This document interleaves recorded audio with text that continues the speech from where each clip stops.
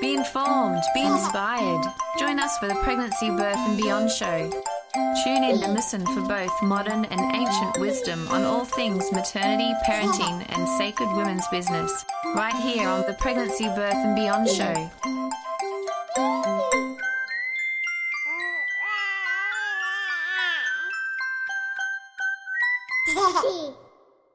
Welcome to Pregnancy, Birth and Beyond. Our show is coming to you from the studios of Bay FM in Byron Bay and is broadcasting across Australia on the Community Radio Network. Are you a good enough parent? With all the demands and expectations of raising babies and children in the modern world, from programs offering promises for creating super babies as early as starting in the womb, the pressure to be the perfect parent and have the perfect child is all too prevalent. And when a parent inevitably fails in this perfection, have they doomed their child for life? If the child's birth wasn't the most peaceful entrance into the world or early separation occurred, has the mother, parents already failed their baby, setting a blueprint of irreversible damage of the broken bond? Or is it that the good enough parent actually is all you need to be to raise adaptive and resilient adults? This episode of Pregnancy, Birth and Beyond, we explore how early experiences during the pre- and perinatal period impact on how a person develops. My guest for this episode is Dr. Holly Goldberg. Holly is a specialist in pre- and perinatal psychology and has been working with childbearing families for the past 20 years. Holly resides in California in the USA with her family. And you're here with me, Lara Martin. So we're going to go straight into our first track with Holly, and this is a Skype interview I had with her. And here she's just going to go in and explain, firstly, what pre- and perinatal psychology is, and then talk a bit about the good enough mother concept or good enough parent concept.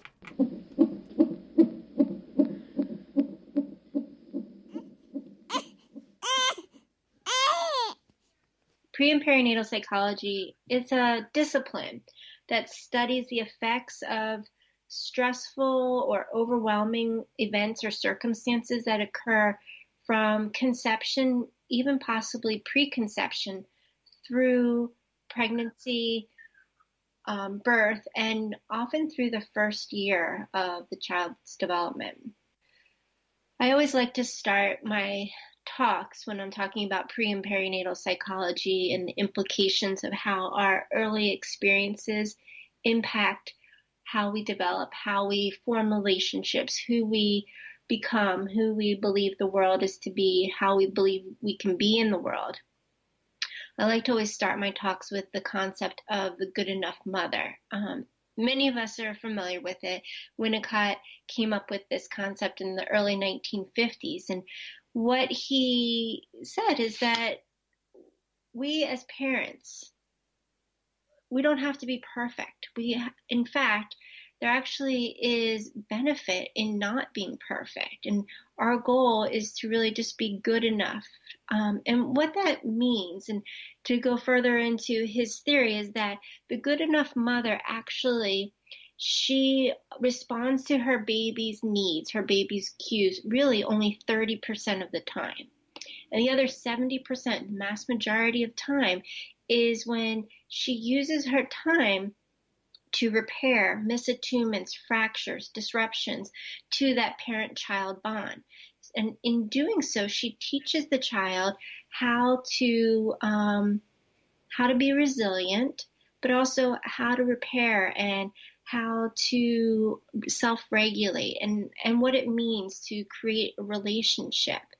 And so I like to keep this concept of the good enough mother always at the forefront of my thoughts and while I'm giving a talk, because it is in that it gives us permission to be human. It lets us know that if 70% of the time we are making mistakes, how important it is and how beneficial it can be to make repair and to actually help your child's brain understand what happens physically, emotionally, and psychologically when building resiliency. Just hearing this, I can imagine how much of a relief it would be for parents to know that they don't have to be perfect. Oh, yeah. It really gives us so much freedom to be human, to make mistakes, and to know that we will make mistakes. And when we do, the most important thing is how we handle it. How do we come back from that? And often there's this misconception that parenthood begins after the baby is born. And what pre and perinatal psychology, neuroscience, attachment theory, and all these other different sectors of psychology, what we've come to understand is that parenting actually begins when the baby is in utero. And we have this incredible opportunity to create a bond and a secure attachment with our babies when they're in utero, and that we have the opportunity to really help our child's brain to develop in a healthy way. The late Donald Winnicott was an English psychoanalyst who had a special interest in what is now known as pre- and perinatal psychology. In 1953, he coined the term the good enough mother. This would now be referred to as the good enough parent. His theories proposed were in direct opposition at the time to the notions of don't pick your baby up or you'll spoil him or her, and rigid schedules on feeding. This was during an era when parents were told to feed every 4 hours and then leave the baby in the cot pram between most of these feeding times. Winnicott rather encouraged the mother to follow her instincts and to not let the experts or old wives' tales undermine her and her parenting of and bonding with her newborn child. So let's listen now to an extract from Donald Wood Winnicott. And this is from his series of talks that were done during the late 1940s and during the 1950s on BBC Radio. And this one is from Getting to Know Your Baby.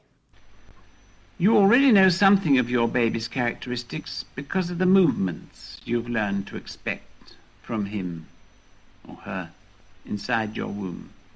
If there's been a lot of movement, you've wondered how much there is in the amusing saying that boys kick more than girls do. And in any case, you've been pleased to have the actual sign of life and liveliness that this quickening has provided. And during the time the baby has, I suppose, come to know quite a lot about you. He shared your meals. His blood has flowed more quickly when you drank a nice cup of tea in the morning or when you ran to catch a bus. To some extent, he must have known whenever you were anxious or excited or angry. At least he knew something was up. If you have been restless, he has become used to movement, and he may expect to be jogged on your knee or rocked in his cradle. If, on the other hand, you're a restful sort of person, he's known peace, and may expect a quiet lap and a still pram. In a way, I should say that he knows you better than you know him until he's born, and you hear his cry, and are well enough to look at him and to take him in your arms. Now we're going to move in and we're going to hear about early experiences in our life impact on us and impact on our babies and children.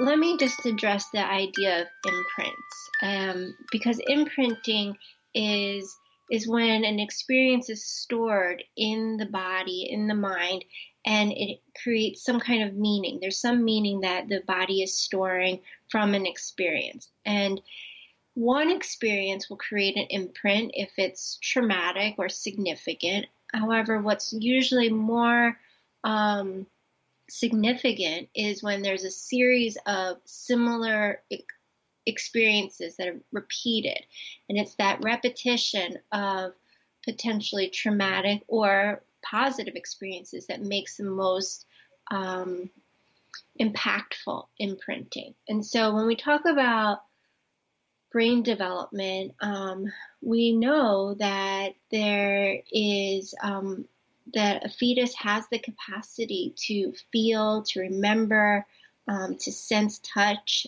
taste, hearing, vision, even sensitivity to pain through neurological receptors as early as the third trimester. We know that the cerebral cortex, the highest level of brain functioning, is supportive by 32 weeks gestation. But there's a big misconception that happens in that the brain is in charge of all of our memory, whereas what we now know is that the body and each and every cell in the body is imprinting experiences. So we have a somatic understanding of all the experiences that happen prenatally onward. And that's all stored in the right hemisphere of the brain versus the left hemisphere of the brain, which we often think of as our speech and language center, cognitive capacity. The right brain takes in feelings, somatic experiences. It doesn't have to have words to go along with it. It's more sense-oriented. And then how does that, I guess, manifest as once a child's born and then starts to grow up? Well, it depends what the imprint is. If a child had a traumatic experience when they were conceived, and then they had traumatic experiences in the womb during pregnancy, and then there was a traumatic birth, and then they were born into a family where there was a lot of discord, that's going to really teach the child that the world is not necessarily a safe and secure place, and the child will create adaptive capabilities to handle the adversity that they experience. Now, if in another situation would be there was stress, the mother had a lot of trauma or anxiety or depression during pregnancy. Now that can create an imprint, and there's actually a lot of research showing that not only can that create an imprint for the baby, but it can also change the course of the child's brain development and physical development. Yet, we now know that there are things that can be done. The mother can do,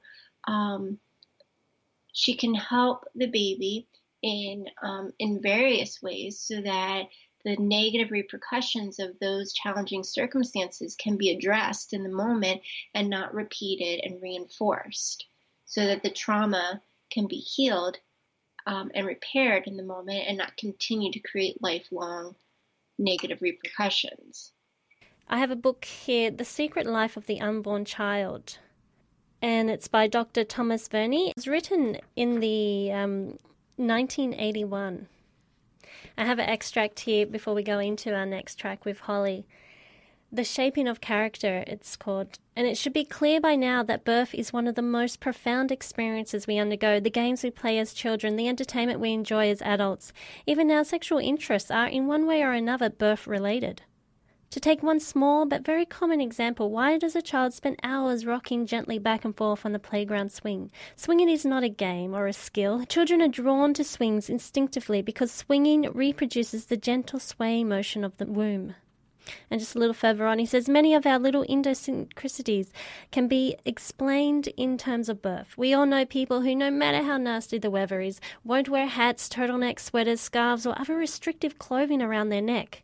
While this behaviour is usually shrugged off as some quirky behaviour by their friends, I think it originates in the birth experience. Most infants present frontally, which means their head and neck are the two body areas that receive the greatest battering during birth.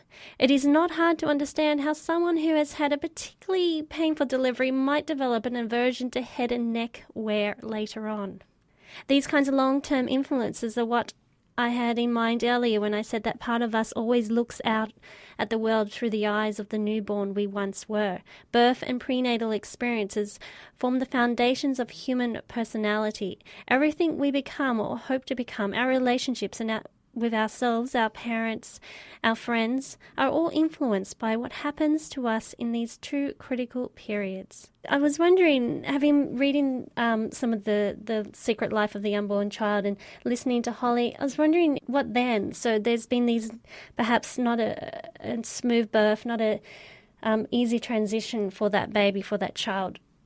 Is repair possible? The number one